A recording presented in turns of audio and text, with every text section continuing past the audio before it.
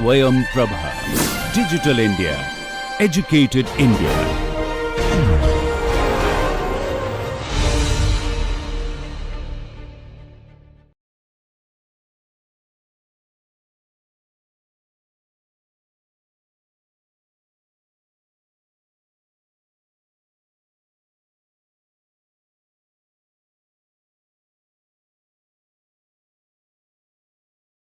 Hello and welcome to session 10 of Human Resource Management course.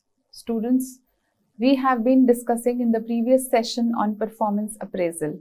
So we shall continue this in this session also, but here the content is slightly different. In the previous session, quick recapitulation, we talked about different performance appraisal methods, including the modern and the traditional ones. Also, we gave some examples, we discussed some examples with respect to different job roles and positions, how we can tell the employee about what is meeting the expectation, which behavior needs improvement, or which category they have outstandingly performed.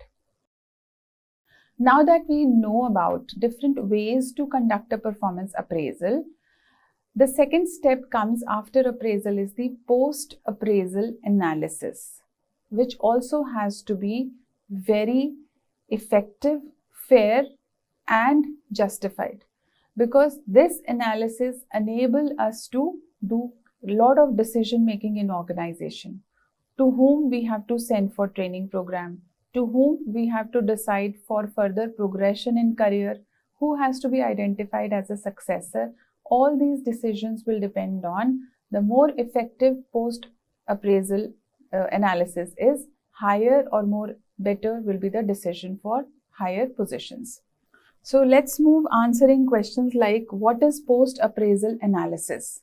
This analysis involves reviewing the performance appraisal results. So what we are doing, we are talking now about, we have got the result of the appraisal that we got in the previous session also, where we discussed on, for example, there was a job role of manager where we discussed what parameters are outstanding in his performance, what areas need improvement. So those were the results.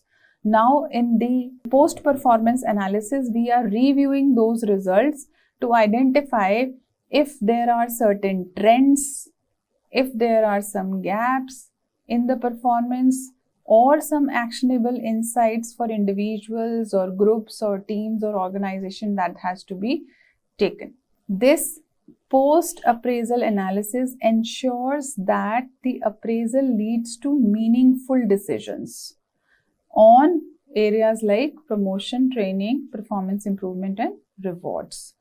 So key objective of post-appraisal analysis is assessing the performance trends across the department. When we talk about performance trends, what does it mean? It means that how population in general of various managers are performing, how different sales engineers are performing. As a graph, where does customer service representatives stand in terms of their performance trends? So first, we identify the trends across the departments. Second, we identify high performers and potential leaders in the organization. So with the help of results, we find out those who have outstanding results. We also spot skill gaps and training needs. So we evaluate the fairness and consistency of appraisal, the ratings, how well they have rated, and we align the performance with the organizational goals. So in this post-appraisal analysis, we are in a position to identify whether we are moving ahead in reaching towards organizational goals or not. So let us discuss on the characteristics needed for post-appraisal analysis. First is that there has to be high amount of reliability and validity with respect to the appraisal system. Also, there has to be consistency in valid information and data which is required for the appraisal, and which can be used to defend the organization tomorrow if need be. So even if there are certain legal challenges, the data should be very much reliable and valid. Which data we are talking about? We are talking about the data of performance appraisal.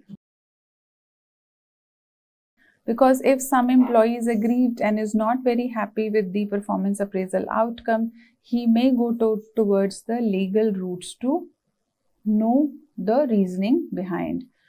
However, a single proof evaluation method is not available in today's time. So we have to work upon identifying multiple ways by which we can have a very much valid performance appraisal outcome.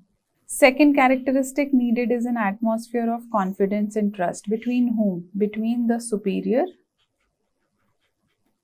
and the subordinate. So the existence of an atmosphere of confidence and trust is necessary to discuss matters frankly and offer suggestions for the improvement of the employee, so that the organization as well as employee stands to fit. So this behavior of where the employees are given an opportunity to provide their suggestions and come up very candidly with the supervisors gives a platform for high creative ideas, and this creativity definitely can give organization a greater boost towards their innovative practices. Further, also the kind of superior as an appraiser is very much important for post-appraisal analysis. What are the characteristics or traits of superior as an appraiser? What is his approach as an appraiser? So the immediate superior, which we call as the reporting officer,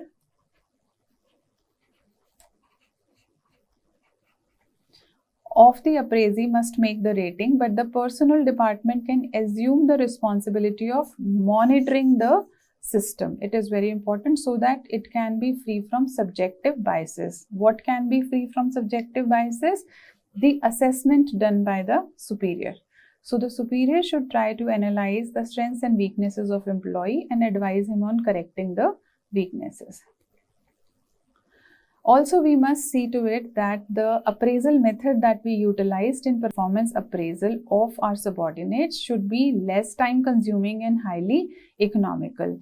Like we have appraisal forms, procedures, administration of techniques and rating, etc. All that should be standardized so that it is less time consuming, and appraisal program should bring maximum benefit out of it. Also, students, during the appraisal process, open communication has to be maintained, because the results of appraisal, particularly when they are negative. Negative means area of improvement are higher or more. They should be immediately communicated to the employees so that they may try to improve their performance. So a characteristic of good appraisal system is that it provides the feedback on continuous basis, and the appraisal interviews should permit both the parties to learn about the gaps and prepare them for the future. There is another characteristic which is required is to have a post-appraisal interview. Now, what is a post-appraisal interview? In this, the employee is not judged, or the subordinate is not judged on his performance.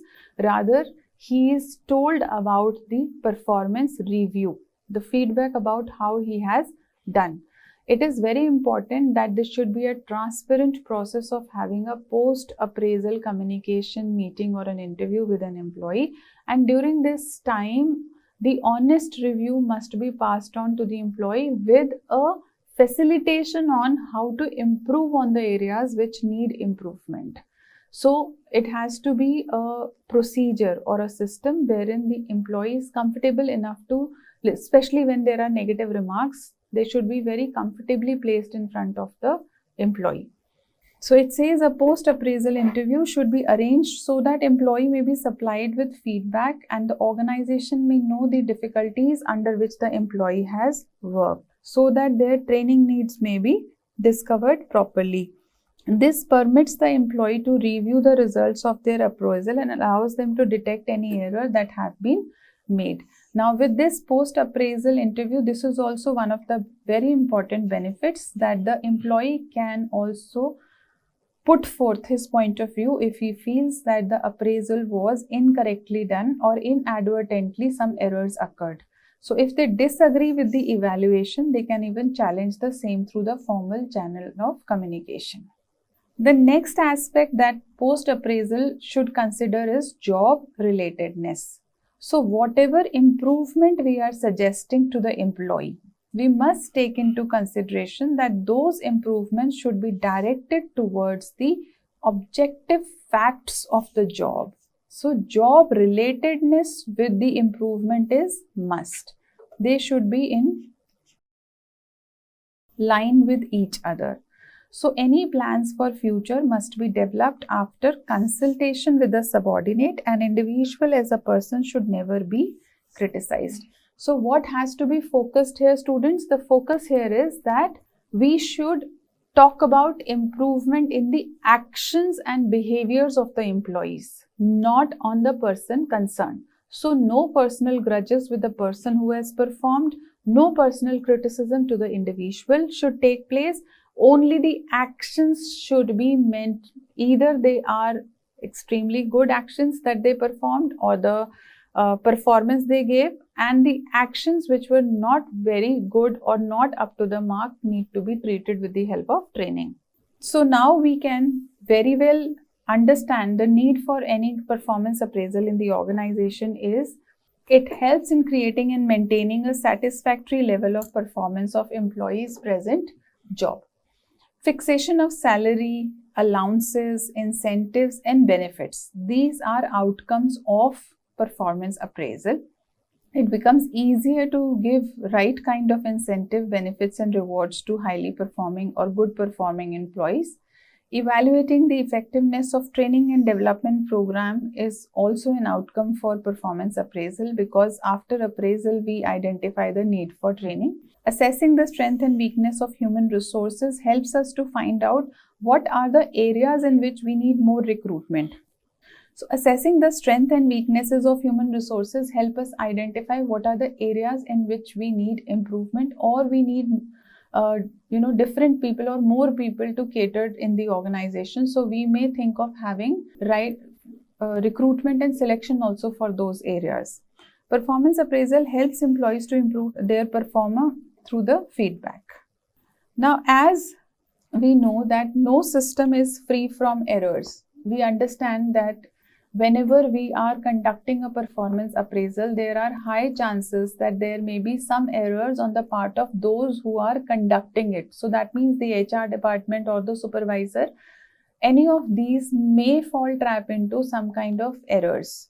So we do have errors in performance appraisal, and let us understand each error in detail, because we should have a takeaway from today's session that how to avoid these errors while we are conducting the performance appraisal. So we call them as errors in performance appraisal system or during the performance appraisal process. The first error is rating biases. Rating biases is the most appraisal methods involve judgments of one kind or the other, and we rate the individuals. So the performance appraisal process and techniques rely on the evaluator or the supervisor who has his own personal biases, prejudices, idiosyncrasies, etc. So it is very important that we must find out what are these personal biases or prejudices because of which there can be some errors in performance appraisal. And what do we mean by errors in performance appraisal? We do not identify the right improvement need in the person. We identify the wrong criteria for appraising the performance, or due to some kind of personal biases, some extra favor is given and the individual is given highly beneficial reward. So such errors need to be eliminated from the performance appraisal system. Amongst rating biases, the very first rating bias is called as leniency or strictness error. Now, what is leniency and strictness error? In this, either the superior is too lenient. So on a scale, either he is giving everyone 8, 9 or 10, or he is too strict, he is giving 1, 2 or 3. So this is also a bias, is if everyone is getting the similar kind of rating, and that too skewed towards one side, either towards higher side or towards the lower side. Generally, how the performance appraisal or any system works is that there is a bell curve. Now, what is the bell curve I am talking about? So there is always a bell curve in a phenomena which says that there is a chunk which is on the top, then in the average middle, and there is 20% or you can say 10% population on both the sides, negative and positive. So if we go by this bell curve, this leniency means that there can be 10% of population who can fall between probably 0 to 2, and there can be 10% population which falls between 8 to 10. If that is the case, then we may say that it's a moderate appraisal. But if everyone is skewed towards either negative or positive side, then we are going for errors of leniency. This is caused by tendency of being lenient rater. So the person, it is a personal trait. Personal trait of the supervisor that he is a lenient rater to put most of the raters on the higher side of the scale. While the tough raters, this is also a personal trait, they put everyone on the lower side of the scale. And this is so because every evaluator has their own value system which acts as a standard against which appraisals are to be made relative to true or actual performance. So here the actual and true performance is not considered, rather their own personal standards take the major role. An individual exhibits some evaluators mark high and others mark them low. The former is referred to as a positive leniency error and the later is as a negative leniency error or a strictness error. So both is the error. The second after leniency error is the hello error. Now students, just tell me, if someone in your class speaks very good English and your teacher after the class appraises the person that this person who answered well in the class with respect to the English communication is very intelligent, very punctual, very dedicated. Is that correct? No, that's not correct. So that means the evaluator is doing an error of identifying an individual as an effective individual only based on one characteristics, and rest the evaluator is not identifying the other characteristics. So this is called as the halo effect. It is a tendency to allow the assessment of one trait to influence the assessment of the other traits. So according to Bernardin and Beatty, halo effect is the tendency to rate high or low on other factors due to impression of a high or low rating on some specific factors. So it is about the impression of an individual. So if you walk into an interview and you are in a shabby dress, or maybe your shoes are not polished well, and the interviewer then judges you or perceives you as an individual who's lethargic, callous, unintelligent, non-disciplined, non-punctual, that is also a halo error. So judging someone on the basis of a single trait and ignoring the other traits is called as halo error. This arises when traits are unfamiliar, ill-defined, and it involves personal reactions. So one way of minimizing the halo effect is appraising all the employees by one trait before rating on the basis of another trait. So we can resolve it that we appraise all employees by one trait only. So if everybody is getting judged on English, everybody is getting judged on English. After that, you can judge on their maths, then you can judge on their GK. So one single trait is in consideration. The next error is error on central tendency. Now, central tendency, as the term itself says, that the raters have a tendency of keeping everyone in the center of the scale. So they want to safeguard their images. Here the superior is more concerned about that no one should get offended. I am not giving anyone too good, I am not giving anyone too bad. So everyone, I am giving everyone average score. So everyone will be very happy with my scoring pattern. And I will not give any chance to anyone to raise any question. So the central tendency error refers to the tendency of not using extreme scores on the judgment scale. Most of the rates are clustered in the middle. So they are clustered in the middle. According to Bernardin and Beatty, central tendency is the reluctance to make extreme ratings. So the important point to know here is that it is the reluctance on the part of the superior. So the inability to distinguish between the and among the ratees. So here it is a shortcoming on the part of superior himself or herself. The superior does not have that quality to identify the difference between the individual who are to be appraised. So it is a form of range restriction that a range is created. Raters who are prone to central tendency error are those who continually rate all employees as average. So this is opposite to the leniency or strictness error. They follow to play safe policy. As I told you, they do not want to offend anyone. Because of answerability of management or lack of knowledge about the job, the person he is rating, or at least interest in his job, this type of rating will create problems, especially if the information is used to pay for some kind of increases. Then comes next personal prejudice. So personal prejudice is his own personal thought process, which is raters' dislikes or likes towards an employee. So if inherently the rater dislikes the employee, he may rate him very poorly. Or if he inherently likes the employee, he may rate him very high.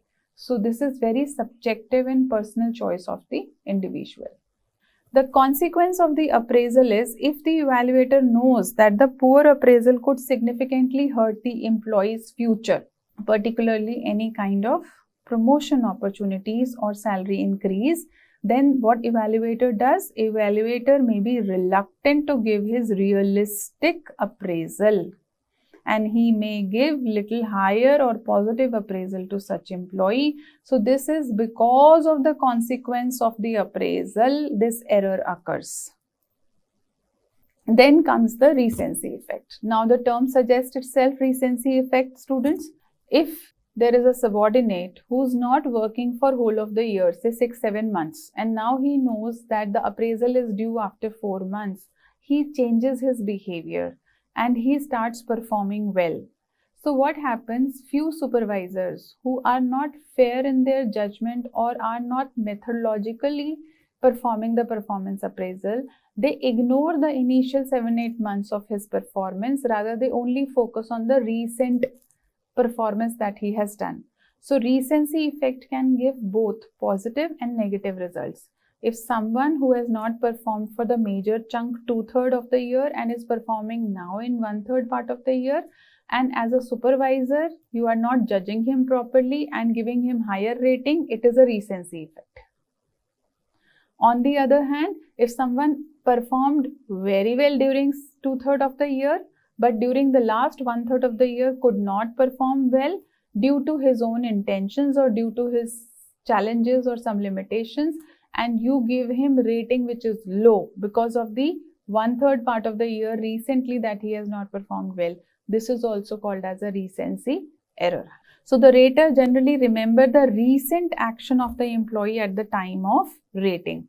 So if a favorable action has taken place recently, the employee will be given higher rating. Otherwise, he will be given a poor rating if an unfavorable action has taken place recently. Then comes opportunity bias. So it results from when the amount of output is influenced by the factors beyond the control of the employee.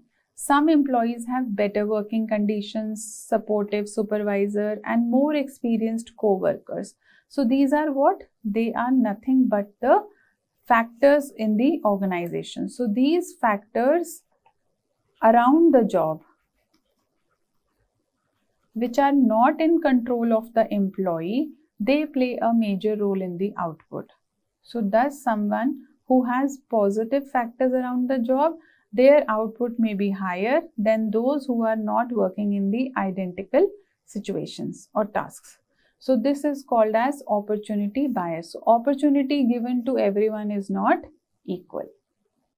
Then next error is group cohesiveness. Cohesiveness of the group with higher morale can produce more than less cohesive groups with low morale. So this is also a precondition, or you can say a controlling factor. If the degree of attraction between the people who are working in a group in terms of psychological setup with each other gels well, then the cohesiveness is quite high. And with high cohesiveness, morale is very high. With high morale, they perform better in a team. Otherwise, if the morale is less, cohesiveness is less, performance is less. So now you can see that a team which has higher cohesiveness performs better. So his outcome of performance appraisal will be better. Though the other team also could have performed better, but the congenial environment was not there. That is, the cohesiveness was missing. The next is knowledge of predictor bias. So a rater's knowledge of performance of an employee on predictors can influence his appraisal rating. Here, an employee who topped in the selection list might leave the impression that he is the best amongst the employees, and hence the rater may rate him as good when his performance is generally moderate or low. So what is the knowledge of rater about the assessee also causes a bias. Then comes a similarity error. When evaluators rate other people in the same way that the evaluators perceive themselves, so they are making a similarity error. Based on perception that evaluators have of themselves, they project those perceptions on others. For example, the evaluator who perceives himself as aggressive may evaluate other by looking for aggressiveness, and then he will see the degree of aggressiveness, how aggressive he himself is and how aggressive the other person is. So this is a graphic which is exhibiting the rating errors and their likely causes. Why this error takes place? We have talked about leniency error. So leniency error is attributed to the factor of poorly defined rating standards and to the attribute of political considerations, along with raters' lack of consciousness. Severity error is attributed again to poorly defined standards, also to political considerations, while central tendency that we discussed is attributed to administrative procedures, poorly defined rating standards.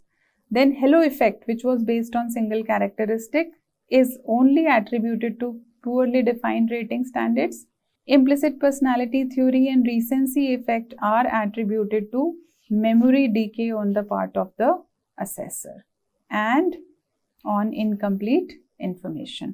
So what we are trying to convey here is that whenever any error takes place, there are some attributes or causes behind it. In order to have a fair and just performance appraisal system free from any biases, we must look into these causes and try to eliminate them from the process of performance appraisal.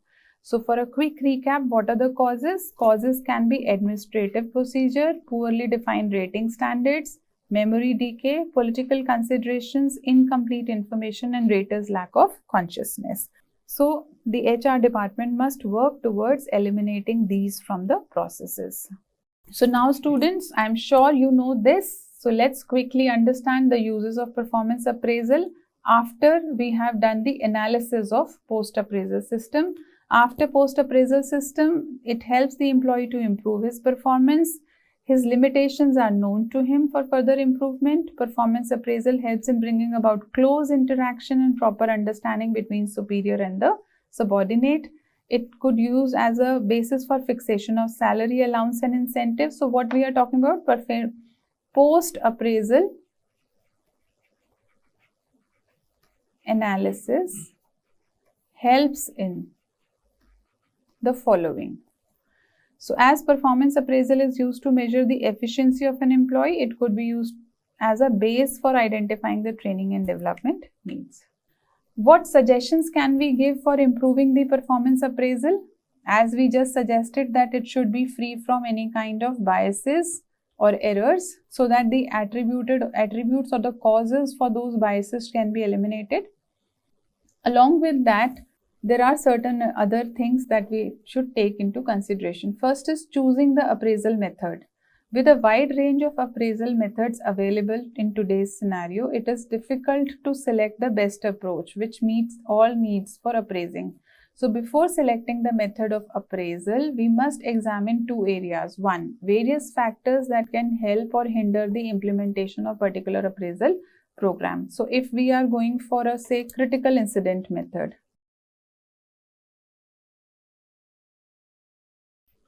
so we must see to it that what are the factors that can either hinder the implementation of this particular appraisal program and the appropriateness of the appraisal method for special jobs to which appraisal system will be applied. So whether it is appropriate for a particular job to have critical incident method or maybe paired comparison method.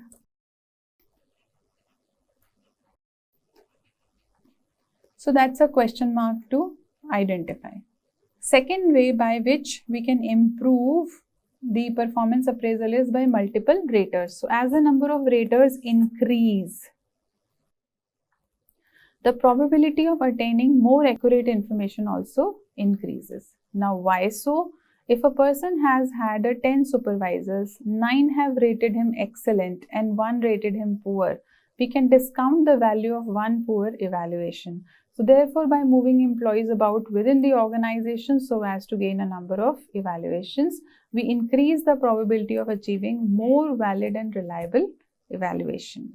Next is by training appraisers. So if you cannot find good raters, the alternative to make good rating is evidence indicates that training of appraisers can make them more accurate raters. So we must plan for, before we plan for training of the ones who were appraised of the subordinate training based on the performance appraisal output, we must think of giving training to the appraisals themselves, to the superiors themselves, so that common errors such as hello error, leniency error can be minimized or eliminated in workshops where managers can practice observing and rating behavior. So hands-on training to the managers must be given before they start doing the performance appraisal of their subordinates. Then comes ongoing feedback. Now, ongoing feedback is employee would like to know how they are doing on the way when the process is on. So on the day-to-day basis, if we give ongoing feedback to the employees, it boosts the morale of the person who's performing the job, one benefit. And second, if he is in the wrong direction, he is stopped well before completing the task so that he saves time and resources both. So it is advisable to have effective performance appraisal. We must provide a regular ongoing feedback to all the individuals who are under the assessment process. So if managers share with the subordinate both expectations and disappointments on day-to-day basis, by providing the employee with frequent opportunities to discuss performance before any reward can be given to them or punishment is given to them, there will be no surprises at the time of annual formal review. Then we can think of having selective rating. So this means it is suggested that appraisers should rate in those areas which they have significant job knowledge. If raters make evaluation only on those dimensions on which they are in a good position, it increases the inter-rater agreement and make the evaluation more valid process. So this is very important, students, that we should select the raters based on their significant knowledge. Here we talked about that we must give training to the raters. Here we are talking about that their selection should be in a manner that they have knowledge of the job, and with the appropriate knowledge of the job, they can perform their job well of performance appraiser. Then we can adapt one more way that is called as peer evaluation. So the main advantage of peer evaluation is there is a tendency for co-workers to offer more constructive insights to each other so that as a unit each will improve. So the recommendation of peers tend to be more specific regarding the job behavior. If that takes place, then the individuals who are working in a common team help each other improve. However, the peer assessment to function properly, the environment in the organization be such that politics and competition for promotions are minimized. So, this peer evaluation will need a precondition in the organizational culture. Post-appraisal interviews also will play a greater role here. Manager must take the time to schedule a meeting with their subordinates to discuss the results of performance evaluation. The employees need to know how they are doing. They have to be recognized for outstanding achievements and notified about where there is a room for improvement. Also, if we provide effective rewards to the accurate appraisers, that will give a boost to their performance. We all understand rewards have a very greater power for motivation, as reward fulfills some amount of disequilibrium and raises the job satisfaction level. So thus the same goes for the appraisers also, for those who are evaluating the performance. If there are some rewards associated with the kind of performance evaluation they are doing, or the parameters if they are following as per the given norms, then probably it will add on to their motivation level and they will perform higher or in a better accurate manner. So it says that the manager doing evaluation must perceive that it is in their personal career interest to conduct accurate appraisals. If they are not properly rewarded for doing effective appraisals, they will take the easy way and they will avoid the process entirely. So, and if we push them, they will complete the appraisal, but such appraisal cannot be expected to suffer from positive leniency or low differentiation. So, rewarding accurate appraiser will overcome these errors. So what we can say that performance evaluation is very important and needs to be implemented in right spirit and form. Now students, in today's session I have few small case studies for the discussion, and I think these case studies will help you to have some more insight in detail about the concepts that we have discussed. So this company is called as SK Pharma Company, which is a medium-sized pharma firm headquartered in Mangalore. The business is about manufacturing and marketing drugs and medicines. This you can note down. The challenge that the company is facing is a strong competition from large pharma firms with foreign collaborations. We all, if we are in a business, can have such issues. Now, who's the protagonist of the case study? He's the Vice President of Marketing, Mr. K.V. Nayak. He has been with the company for last 2 years. Mr. Nayak himself worked hard, almost 12 to 14 hours a day. That is his work profile. Mr. Nayak has made ambitious plans for capturing a sizable share of South Kannada market and the market in Kerala state, for which Mr. Nayak has kept his marketing department and the marketing team lean and trim. So this is one important aspect. The medical representatives were given aggressive targets and were virtually pushed to reach their respective targets. So you can see they were pushed to reach their targets. The medical representatives worked to the best of their abilities to complete their respective targets. But there was no formal appraisal and reward system by SK Pharma. This resulted in more than 25 medical representatives leaving the company due to unsatisfactory increments and promotions. So those who left the company were excellent workers. Students, you can see how because of lack of proper appraisal system and due rewards, employee turnover can be increased. Mr. Nayak did not care for this high turnover. He was overconfident that he would be able to hire freshers, since SK Pharma paid the highest salary in the industry. Mr. Nayak also felt that he could select candidates who were not happy with their remuneration in their respective companies. And Mr. Nayak had never communicated with medical representatives of the company about their performance, and the reasons were not recognizing their outstanding performance in few cases also. So no appraisal, no reward. Now that we are aware of the challenges in the case, I would like you to ponder upon the questions. What do you perceive is the basic problem in SK Pharma, and suggest the steps you will take to correct the situation? What type of post-appraisal interview would you recommend? And should the system include post-appraisal reward like increments and promotions? Give your reason. Let us see the first question. What do you perceive is the basic problem and suggest steps to corrective situation? Meanwhile, students, I am sharing the review from my side. You can also think of few suggestions at your end. How would you like to answer this question? So answer 1 can be, as we know, the basic problem is lack of formal appraisal and lack of recognition and clear communication with employees, and all this is leading to high attrition rate despite high salaries. So this is the answer to the first problem, first question. Now the second question, suggesting the steps. Steps that we can suggest: introduce a formal performance appraisal system which is transparent, fair and measurable. Establish reward and recognition programs that like giving increments, promotions, non-monetary rewards. Improve communication and feedback culture, that is regular meetings, performance discussions, etc. And focus on employee engagement and retention strategies like career growth, training and work-life balance.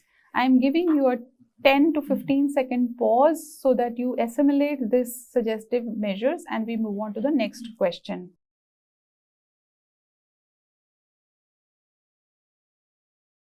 Okay students, so I think you have assimilated the corrective steps now. Let's move on to the second question. What type of post-appraisal interview would you recommend?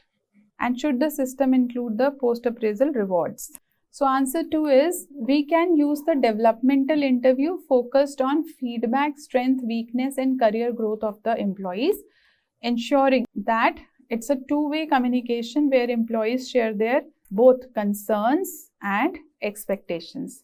We have to make sure to provide constructive feedback and counseling for improvement of the performance. And what kind of reward system? Yes, we are in favor of giving reward system. System should include increments, promotions, motivation of employees, reducing turnover, having more fairness and long-term commitment towards the employees. Then there is another case which talks about post-appraisal interview, which was one of the techniques we just now discussed. So following the established procedure in a large manufacturing firm, the assistant manager, Mr. Wahi, called in each foreman for a discussion of the individual annual personal rating. As you can see here, post-appraisal interview is taking place. For most of those who rated well up in the scale for all qualities, these visits were, in Mr. Wahi's opinion, worthwhile from both the firm's and the individual's point of view. In the case of Mr. Jain, one of the supervisors, the results have been less encouraging. Mr. Jain, like all others, had been rated on continuous rating scale. The original rating was made by Mr. Wahi, who then passed his completed rating to the manager for later review and comment. So he was reporting officer and the manager was reviewing officer. The manager had made no changes whatever. He had countersigned the forms. Post-appraisal interview sessions then required the assistant manager to discuss his personal evaluation with each of the supervisor. In the post-appraisal interview session with Mr. Jain, disagreed with several the average scores in his rating. He felt that he deserved better. So there is a grievance from the part of the evaluator.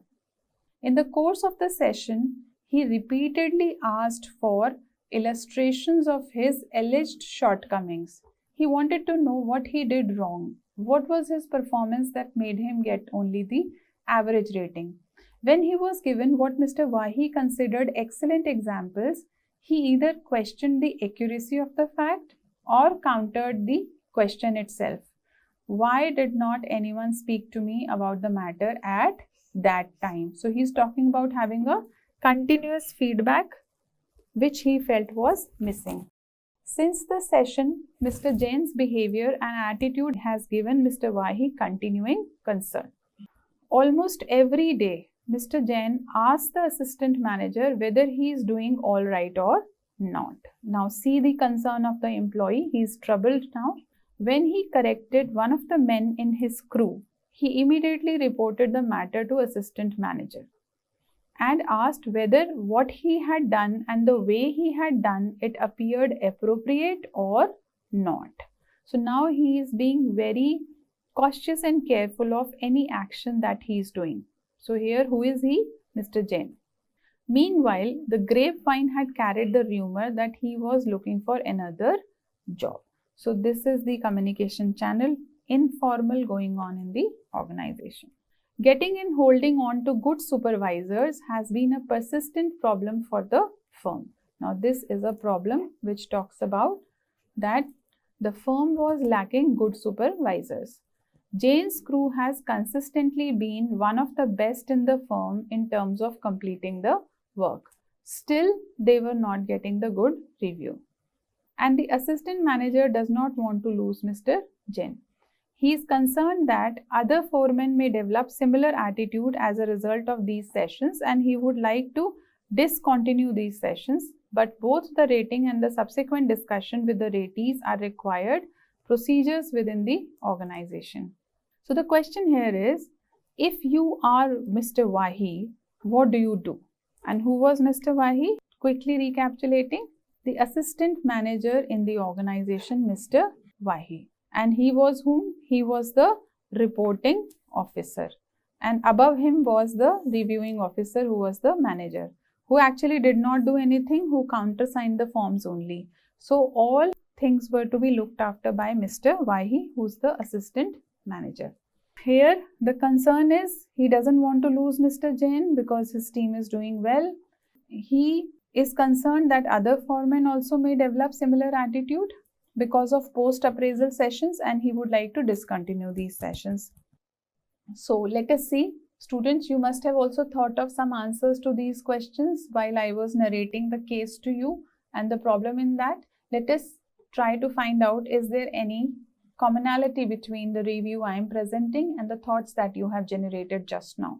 So first is acknowledge Mr. Jain's concerns. Recognize that Mr. Jain feels unfairly rated and give him space to express his views. Clarify that purpose of appraisal is to development, not to criticize. Second is providing constructive feedback with evidence. So emphasize on both strengths and areas of improvement to avoid any kind of demotivation. So we should not only focus on the weaknesses, rather we should highlight the strengths as well. The third is initiate continuous feedback system. So it assures Mr. Jain that feedback will not be reserved only for annual reviews. Rather, it will be a regular check-in, so issues are addressed immediately at the fast pace. As Mr. Wahi being assistant manager, he has to rebuild the confidence and motivation, discuss career growth, training opportunity, and set clear performance expectations. Also, he has to prevent wider dissatisfaction so that communication with other foremen that appraisals are meant for growth and future is communicated to them properly. So students, I'm sure you also must have had these thoughts in your mind to resolve the case. These cases are for what? Case studies, whether they are real time or hypothetical, they are the scenarios which are generated to help understand that if you put yourself in shoes of those individuals who are performing these roles, what would be your approach towards it or how you will resolve it properly. Moving further, now we shall discuss about if we have to give appraisal output in different formats, how would we give? So I am here to discuss few examples with you. So the first example is that if we have to give department-wise performance trend, say this is one independent department as sales. So what we do, we write down the number of employees who have been appraised. Out of these, how many were outstanding, how many meet the expectation, and how many need the improvement. As we discussed this in the previous class. In the previous session on performance appraisal, we talked about the outstanding features of individual, the expectations that they meet, and the area of improvement. And we have to write down key insights like majority performing well, 3 need training in lead conversion, etc. So this is second department. You can see here, figures are given in all the parameters. And the key insights which are given are strong technical execution, project management skills, need enhancement, etc. In the third department, overall it says is good leadership training for 2 top performance, etc. So what we are doing, beta, we are here understanding and through an examples point of view that if as a manager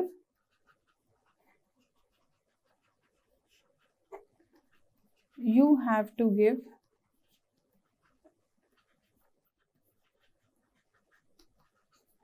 appraisal output in department wise performance trend, then you can follow this pattern. Next example is rating distribution analysis. As the term rating has come up, you can very well understand we are giving some kind of rate or weight to the factors. We are distributing the rate. How? We have divided the factor as poor, number of people in the organization, you may say, needs improvement, meets expectation, exceeds expectation, and outstanding. So whosoever is there, we may in the end analyze that 5% of total employees were poor in performance, 10% need improvement, another 10% are very outstanding, 40% exceed expectation, and 35% they meet the expectation. This is also one way of presenting the appraisal outcome. So the analysis come out will be majority rated 3 and 4 indicating moderate performance. As we can see here, only 10% are outstanding, consider retention strategies. So these are the solutions given. 15% are below expectations, so thus need performance improvement plans. So once performance appraisal is done in this format or output is done in this format, we can suggest the relevant strategies. The third way is the third example, that is individual gap analysis. Here you can find out one individual employee, for example Ramesh here, who's a software engineer. His key performance indicator says that he has achieved 80% of his task. Peer feedback says that he works strong in a team and average coding speed. Manager's feedback is that he needs improvement in system design. So after this analysis, we can identify the gap, and through that gap, we can suggest certain action plan for Mr. Ramesh. Assign mentor for system design skills. We can help him enroll in advanced technical training, and we can track KPI progress in next quarter after giving this training and after assigning a mentor to him. So these are the 2 suggestions given for this particular employee after the individual gap analysis. Furthermore, a couple of caselets are there to understand more scenarios of performance. So here this caselet talks about sales team performance. So the scenario is there are 15 sales people, out of which 3 come as outstanding, 9 meets the expectation and 3 needs improvement. How do we address to this scenario? Top 3 are eligible for incentives and leadership roles. Training for 3 who are low performance, and monthly coaching sessions for overall improvement. So the learning point here is use appraisal data to link performance with development and rewards. So here this is what nothing but the appraisal data that we have collected post appraisal. So this becomes post appraisal analysis. Caselet 2, here we are identifying a skill gap in IT department. Scenario is most developers are rated meets expectation but project delivery was delayed. So we have to identify what were the reasons for the delay. Analysis of root cause of delay is lack of project management skills. So this is an area of improvement that has been identified. Action plan is agile training, mentorship, regular sprint reviews. Learning point for you students from this case scenario is that post appraisal analysis can uncover hidden skill gaps. As we got to know that project management skill which was lacking, we have to work upon it. Caselet 3. It talks about cross-department benchmarking. So scenario is that in finance department 20% are outstanding, in sales department 10% are outstanding, and in IT department 15% are outstanding. So the analysis here says that we have to benchmark the best practices across the department so that whatever best practices from the 3 different departments are, we can implement them across all. Share finance strategies with sales and IT. Align appraisal outcomes with reward promotion policies, which will help achieve more outstanding performances in all the departments. So the key takeaways here from the caselets, that data-driven insights guide the talent management. After post-appraisal, we had the data that helped us to manage the talent. This data help identify the training and development needs. We must reward the high performers very fairly. This appraisal helps support succession planning and retention, and it encourages continuous performance improvement in the culture of the organization. We can have some post-appraisal counseling examples here. For example, if Mr. Ramesh, who's a software developer, his performance rating is needs improvement, appraisal feedback summary is delivered most tasks but missed deadlines, quality of code has frequent minor bugs, limited initiative in suggesting solutions, and team collaboration is average. So what should be the session objective of the counseling? How we have to groom Mr. Ramesh? We should set clear expectation and goals. We must address performance gaps constructively and provide support and resource for development to Mr. Ramesh. Outline for counseling session will start. We will start very positively.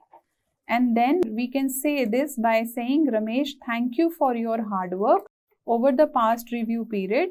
Your contribution to the project modules are appreciated and you consistently meet the team expectation and collaboration. So what we have done, we have started the appraisal counseling session positively.